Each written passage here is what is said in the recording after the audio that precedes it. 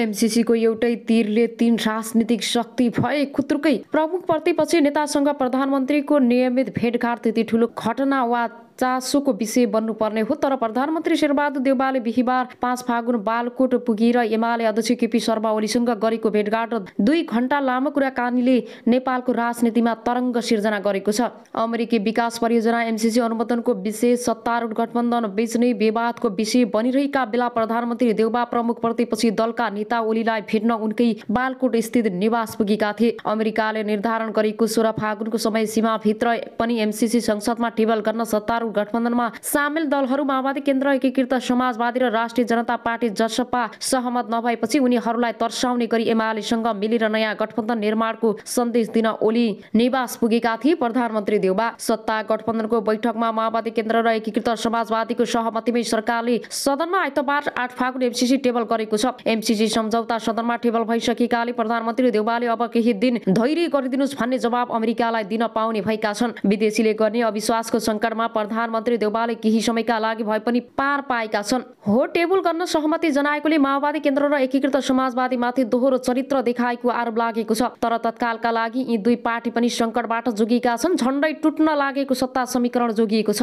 सदन विघटन र कांग्रेस एमाले बीच गठबन्धन निर्माण भई उनीहरू सत्ताबाट विमुख हुनुपर्ने जोखिम पनि तत्कालका लागि टरेको छ। एमसीसी प्रति जनता असन्तुष्ट रहेका बेला सरकारले एमसीसी सम्झौता सदनमा टेबल गरोस् र सत्ता गठबन्धनले यस्तो विवादास्पद सम्झौता अघि बढाएको आरोपका साथ मत माग्न जनता बीच जान पाइयोस् भन्ने एमालेको चाहना थियो। हालका लागि एमालेको यो चाहना पनि पूरा भएको छ। तर एमसीसीले सिर्जना गरेको संकट प्रतिनिधि सभा सम्झौता टेबल भएसँगै तत्कालका लागि टरे जस्तो देखिए पनि यस सम्बन्ध बीच संकटबाट तिनै शक्ति पूर्ण रूपमा मुक्त भनी भएका छैनन्। बरु तिनै पछि झन् ठूलो नैतिक संकट र जोखिमको संघारमा पुगेका छन्। प्रचण्ड माधव सत्ता विमुख बन्ने अन्तिम चरणमा पुगेका छन्। गठबन्धन जोगाउने नाममा एकातिर आफ्नै पार्टीलाई गुमराहमा राखेर बिना संशोधन एमसीसी पारित गर्नुपर्छ भन्ने देउवासँग संयुक्त रूपमा एमसीसी मुख्यालयलाई गोप्य पत्राचार, अर्कोतिर पार्टीको सर्वोच्च निकाय महाधिवेशनबाटै संशोधन बिना एमसीसी अनुमोदन गर्न निर्णय, एक अर्कातिर संसदीय दलको बैठकबाट बिना अनुमोदन एमसीसी पारित गर्न नदिने निर्णय र सडकमा प्रदर्शन, अर्कोतिर अनुमोदनका लागि सरकारले संसदमा प्रस्ताव पेश गरिसक्दा समेत सरकारमै ढलिमली भएको छ। खुला राजनीतिक आएता प्रचण्ड र माओवादी यति कुनै विषयमा अविश्वासीय देखिएको छ भने सबैभन्दा बढी एमसीसी प्रकरणमा देखिएको छ। आफ्नो नेतृत्वको यो दोहोरो चरित्र विरुद्ध माओवादीका नेता कार्यकर्तालाई नै प्रश्न उठाएका छन्। एमसीसी अनुमोदनको प्रस्ताव सरकारले तर्फबाट प्रतिनिधि सभामा टेबल भइसकेको अवस्थामा तुरुन्त सरकार छाड्न सामाजिक सञ्जाल मार्फत माग गरेका छन्। एमसीसी प्रतिनिधि सभा टेबल भई लगत्तै आइतबार नै माओवादी केन्द्रका केन्द्रीय सदस्य जीवन गौतमले फेसबुकमा लेखेका छन्, एमसीसी टेबल गर्ने सरकारको निर्णयको विरोध गर्ने तर सरकारमा बसिरहे पनि रहने कही नभएको जात्रा हाडी गाउँमा यस्तै स्थिति एकीकृत समाजवादीको देखिन्छ। उसले पनि प्रचण्ड शैलीमा एकातिर बिना संशोधन एमसीसी अनुमोदन नगर्ने बरु विपक्षमै मतदान गर्ने निर्णय गरेको छ। अर्कोतिर आफै सम्मिलित सत्ता गठबन्धनको बैठकमा एमसीसीको टेबल गर्न सहमति देखिएको छ। यो दोहोरो चरित्रको विरोध सम्मानित नेता झलनाथ खनालले समेत गरेका छन्। निश्चय नै सत्ता गठबन्धन जोगाउनका लागि यी दुई दलले एमसीसी प्रकरणमा यस्तो दोहोरो चरित्र प्रदर्शन गरेका हुन्। तर यति गर्दा पनि सत्ता गठबन्धन जोगिने यकिन छैन। एमसीसी सम्बन्धमा हुने मतदान र परिणामपछि यी दलहरूमाथि उड्ने नैतिक प्रश्नका कारण उनीहरू सत्ताबाट बाहिरिनुपर्ने बाध्यता सिर्जना हुने सम्भावना छ। माओवादी केन्द्र र एकीकृत समाजवादीको अहिलेसम्मको अडान हेर्दा के देखिन्छ भने मतदानका बेला उनीहरूले एमसीसी अनुमोदनको विपक्षमा मतदान गर्नुपर्नेछ। सरकारद्वारा प्रस्तुत प्रस्तावको विपक्षमा मतदान गरिसकेपछि त्यो सरकारमा रहिरहनु अनैतिक हुन जान्छ। जस्ता गरौँ नैतिक प्रश्नले उनीहरू यति धेरै किचिनेछन्, सम्भव छ बाध्य भएर उनीहरू सरकारबाट बाहिरिनु पर्नेछ। आफै नबाहिरिएको स्थितिमा पनि यदि प्रधानमन्त्री देउवाले यी दुई दलका मन्त्रीहरूलाई बर्खास्त गरे भने कसैले कठै भन्ने छैनन्। बरु राजनीतिक अनैतिकता प्रदर्शन गर्ने दलका मन्त्रीहरूलाई बर्खास्त गरेकोमा देउवाले समर्थन नै पाउनेछन्। मन्त्रीहरू बर्खास्तीमा पर्नु त दोस्रो कुरा भए प्रधानमन्त्री देउवा प्रतिनिधि सभाबाट एमसीसी अनुमोदन गर्न असफल भए भने नैतिकताको आधारमा राजीनामा दिनुपर्ने हुन्छ। किनभने संसदमा बहुमत गुमाएको प्रधानमन्त्रीसँग सत्तामा निरन्तर रहने नैतिक अधिकार हुँदैन। प्रधानमन्त्री देउवाले राजीनामा दिएको स्थितिमा वर्तमान सरकार भङ्ग हुनेछ। अर्थात् प्रचण्ड र माधव नेपालले चाहिँदै पनि उनीहरूले समर्थन नपाउँदा सरकार ढल्ने स्थिति सिर्जना हुनेछ। एमसीसी अनुमोदनमा असफलताका कारण देउवाले राजीनामा दिनुपर्ने स्थिति सिर्जना भयो भने प्रचण्ड नेपालमाथि आफैले जन्माएको बच्चाको हत्या उनीहरूले नै गरेको आरोप लाग्नेछ। किनकि वर्तमान संगठनात्मकका आर्किटेक्ट प्रधानमन्त्री देउवा होइनन्, प्रचण्ड र माधव नेपाल नै हुन्। देउवा र प्रचण्ड नेपालको पटक पटकको आग्रहमा प्रधानमन्त्री बनेका हुन्। अब आउनुहोस् अर्को समाचारतर्फ लागौँ। गर्न थालिस प्रदर्शनकारी संसद भवन बानेश्वरतर्फ अघि नबढुन् भनेर एभरेस्ट होटल अगाडि नै प्रहरीले तार जाली राखेको थियो। प्रदर्शनकारीले तार जाली तानातान गर्न थाले। केही थान तार जाली खोसेर बिजुली बजार पुर्याएर प्रहरीको नियन्त्रणमा रहेको तार जाली खोस्न सक्दा प्रदर्शनकारी झन हौसिए सुरक्षाकर्मीहरूमाथि पानीका बोतल ढुङ्गा बुढा प्रहार गर्न थाले। समूहमा बाँडेका माओवादी केन्द्र सम्बद्ध प्रदर्शनकारी कतै देउडा खेल्न थाले, कतै जनवादी गीतमा नाचे। केही प्रदर्शनकारी भने निरन्तर प्रहरीसँग भिडिरह्यो। नजिकैको संसद भवनमा भने एमसीसी अनुमोदनका लागि टेबल गर्नु अघि नेताहरूले बोलेर विरोध गरे। त्यसपछि अर्थमन्त्रीको तर्फबाट सञ्चार तथा सूचना प्रधानमन्त्री ज्ञानेन्द्र बहादुर कार्कीले एमसीसी अनुमोदनका लागि प्रस्ताव पेश गर्दा सत्तारूढ माओवादी केन्द्रका केही सांसदहरूले उठेर विरोध गरे, केही मौन बसे। संसदमा एमसीसी टेबल भइरहँदा सडकमा भने प्रदर्शनकारी र प्रहरी बीच घम्साघम्सी चलिरहेको थियो। प्रदर्शनकारीले सुरक्षा घेरा तोड्ने प्रयास गरेपछि प्रहरीले पानीको फोहोर हान्यो। प्रदर्शनकारीले प्रहरीमाथि ढुङ्गा बुढा गर्न थाले। निकै बेरसम्मको घम्साघम्सीपछि निषेधित क्षेत्र तोड्न खोजेका प्रदर्शनकारीमाथि प्रहरीले लाठी चार्ज र पानीको फोहोर हान्छन्। प्रहरीको 2वटा वाटर प्यानलले नभ्याएपछि सशस्त्र प्रहरीको वाटर प्यानल आयो। 3वटा वाटर प्यानलको मद्दतमा प्रहरी र सशस्त्र प्रहरी प्रदर्शनकारीलाई विरोध बनायो र खोज्यो, तर एमसीसीको विरोधमा जम्मा भएको भिड उग्र बन्यो। भिड नियन्त्रण बाहिर जान थालेपछि प्रहरीले दर्जनौं असर ग्यास हान्यो, तर पनि प्रदर्शनकारी रोकेनन्। उनीहरू प्रहरीले हानेको असर ग्यास जोखिम मोलेर उनीहरूतर्फ फालिदिन्थे। उनीहरूले प्रहरीलाई दुवैतिरबाट च्यापेर बानेश्वर चोकमै सीमित बनाएका थिए। सुरक्षाकर्मी र प्रदर्शनकारी बीच ढुङ्गा हानाहान भयो। उनीहरूले एकअर्कालाई हानेको ढुङ्गा सडकमा मात्र थिएन, आसपासको घरहरूसम्म पुगेको छ। बानेश्वर चोक रणभूमि जस्तै बन्यो। आफ्नो थप मद्दत आएपछि भने सुरक्षाकर्मीहरूले प्रदर्शनकारीले असर ग्यास र लाठी हानेर केही बेर तितर बितर बनायो। त्यही बेला संसद भवनमा रहेका सांसदहरू आफ्नो घर कोठातिर लागे, तर प्रदर्शन सामने भए प्रदर्शनकारीलाई तितर बितर पार्ने प्रयासमा प्रहरीले बानेश्वरबाट लखेटेर बिजुली बजारसम्म पुर्यायो। तर प्रदर्शनकारीले सडक छाडेनन्, उल्टै प्रहरीतर्फ ढुङ्गा मुढा गरी। त्यस क्रममा प्रहरीले रबरको गोली नै चलाएको छ।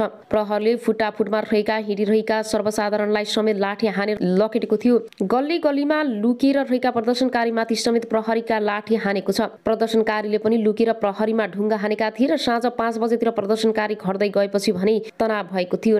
सरकारले अमेरिकी सहायता परियोजना एमसीसी संसद टेबल गरेका दिन आइतबार नयाँ बानेश्वर स्थित बिजुली बजार क्षेत्र तनावग्रस्त बनेको थियो। एमसीसीमा समर्थन जनाएका सत्तारूढ नेकपा माओवादी केन्द्र र नेकपा एकीकृत समाजवादीकी कार्यकर्ताहरू सडकमा उत्रिएपछि प्रहरीलाई स्थगित सम्हाल्न मुस्किल परेको छ। आइतबार अपराह्न विरोध प्रदर्शनमा उत्रिएकाहरू र प्रहरी बीच बिजुली बजार क्षेत्रमा हिंसात्मक झडप भइरह्यो। त्यस क्रममा प्रहरीले रबरको गोली समेत चलाएको छ र त्यस्तै दर्जनौं सेलो असर ग्यास हानिएको छ।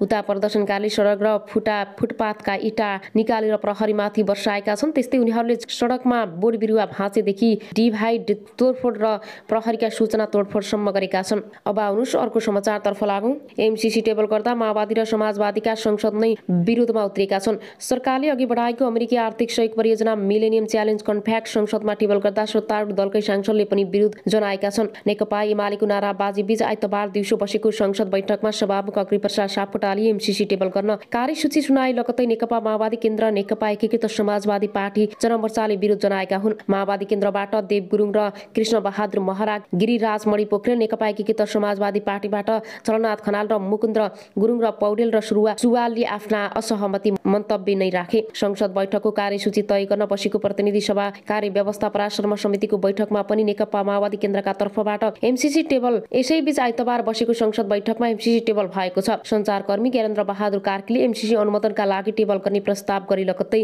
संसद बैठक स्थगित भएको छ। अब आउनुहोस् अर्को समाचारतर्फ लागौँ। एमसीसी पास गर्नै लाग्दा बानेश्वर तनावग्रस्त भएको छ। अमेरिकी सहयोग परियोजना एमसीसीको विरुद्धमा प्रदर्शन हुने भएपछि आइतबार बिहान एक टिकटकमा देख्दा अस्ट्रेलियामा रहेकी 27 वर्षीय श्रीमती मृत्युको मुखमा पुगेको बताएकी छिन्।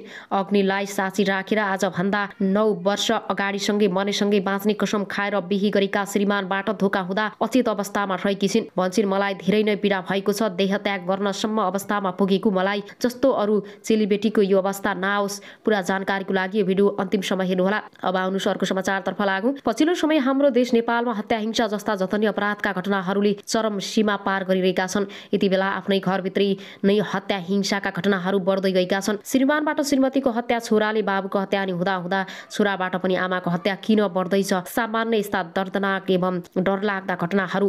पछिल्लो समय मोरङकै पत्थरीमा कमल श्रेष्ठ आफ्नै आमा जगमाया श्रेष्ठलाई मारेको घटना सेलाउन नपाउँदै पत्थरीमै आफ्नै आमालाई छोराले मारेको घटना पुनः घटेको छ। मोरङ जिल्लाको पत्थरी घर भएर बसोबास गर्दै आएका एक छोराले आफ्नै आमालाई सखुवाको चिरपटले खेदाई एकदमै निर्मम तरिकाले हत्या गरेका छन्। आफ्नै छोराले आमा माथि यस्तो गर्यो भनेर सुन्दा अपतारिलो पनि लाग्न सक्छ, तर वास्तविकता यही नै रहेको छ। स्थानीय वासीको बयान अनुसार गंगाले आफ्नै आमालाई चिरपटले सर्पलाई कुटेर मारे झैं मारेको रहेछन्। स्थानीयले छुट्याउन खोज्दा समेत गंगाले ढुङ्गा उठाएर हान्न छोपेको बताउँछिन् एक स्थानीय महिला। घरमा छोरा मात्र बस्ने गरेको र यो घटना सम्पत्तिको कारण भएको गाउँलेहरूले बताएका छन्।